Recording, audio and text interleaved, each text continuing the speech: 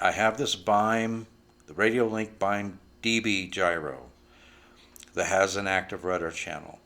And I really wanted to test this out in a Parkjet with thrust vectoring rudders on it. So I'm going to get a few more flights on this airframe before I retire it. I modified it. I put thrust vectoring rudders on it. We'll take a look at everything. So anyway, let's take a look at this. I'll show you what I did, how I've got it installed. So if we look here, and it's really, really tight, guys, because I've got 4 servos. I've got 4 full-size servo connectors coming in.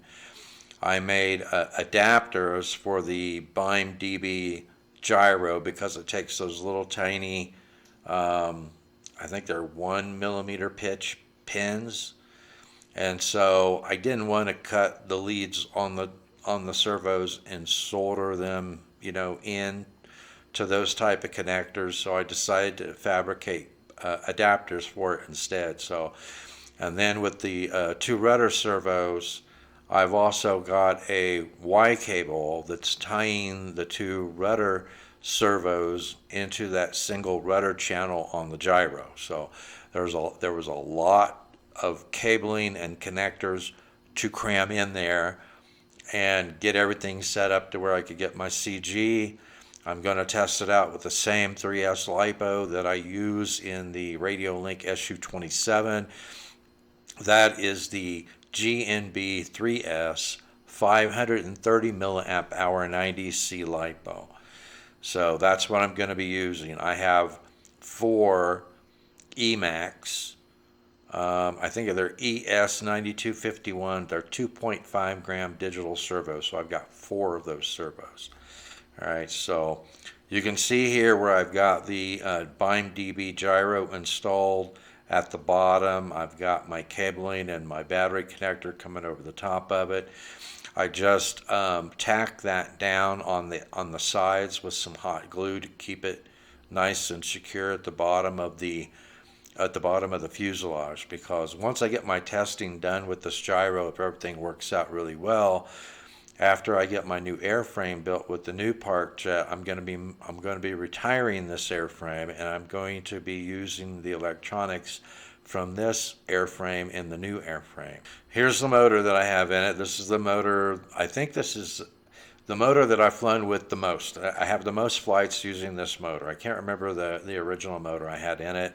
This is not the original motor, but this is the Racer Star BR 1407 3500 kV motor.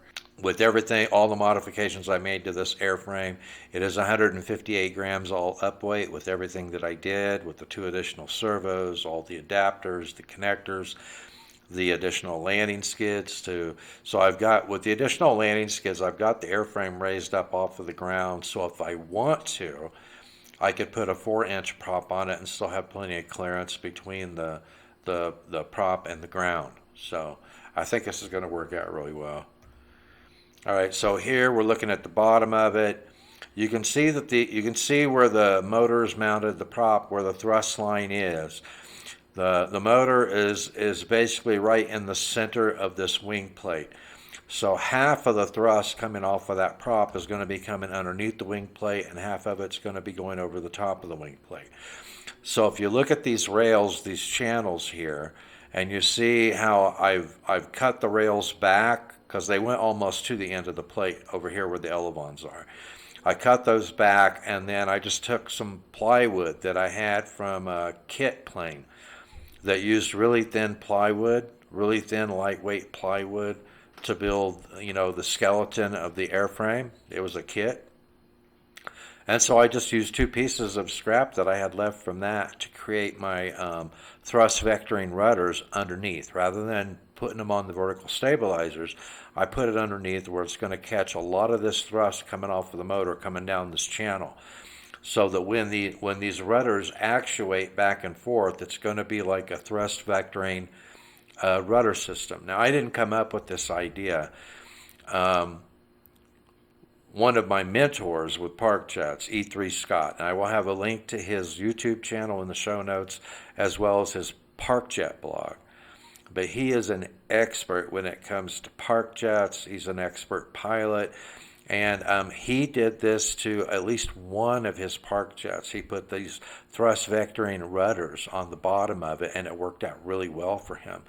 So I copied that. I copied that from him and put it on this Parkjet. So I'm really anxious to get this in the air and see how well that thrust vectoring rudder system works on this aircraft. But I made them long enough. I think that they're going to be very effective on this Parkjet, but we'll see when we put it in the air. And here's a side shot of it. I've got the two rudder servos, linkages, and the little pieces of plywood, and I used a couple of just little lightweight plastic hinges, and the hinges were just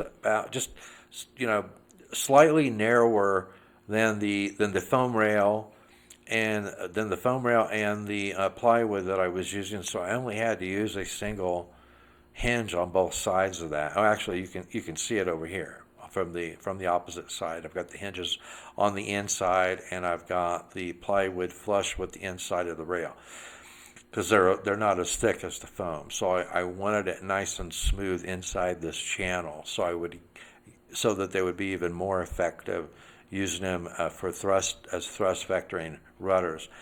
But he's the one that I copied that off of. You guys really need to, if you're interested in Parkjets or any type of stuff like this, check out his YouTube channel and watch some of his flights. I mean, the guy is really an expert pilot, and his Parkjet blog is just invaluable for information. Okay, so links to those. Okay, so now here you can see that where I've extended I just had these landing rails.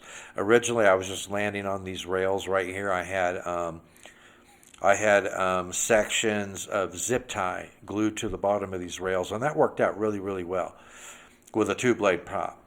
But with a 3-blade prop, I needed it up off of the deck. So I put in a tripod landing skid system like I've done with my EDF jets and other jets.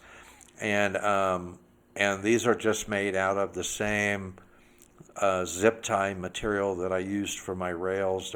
They'll give a little bit, so they provide a little bit of shock absorption, and they slide across that rough terrain really, really well, and it's going to keep everything up off of the ground. So if I decide to put a 4-inch prop on it, I've got plenty of clearance to do that. Here's the video of me actuating these.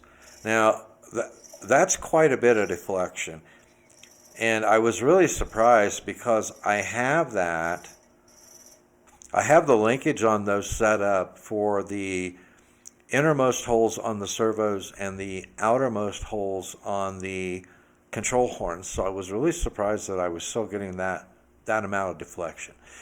But that should make them very, very smooth when I actuate those, because I'm going to get the maximum movement on the servo arms. So I hope everything is going to work out. This is the very first time that I will have launched this aircraft and flown this aircraft with a gyro in it. It's always been full manual mode. I've never had a gyro in this Parkjet ever until now. But I'm real curious to see how well the Byme-DB Gyro works in this. I would expect it's going to work just as well in this F22 as it does in the Su-27, except in the Su-27 I do not have the thrust vectoring rudders. If this works out really well, I will be putting the thrust vectoring rudders in the Su-27 as well. Stay tuned. I'll be performing the test flight as soon as I have the weather for it. Everything is set up and programmed and ready to go. Thanks for watching, and I'll see you next time in the Tinkerz Lab.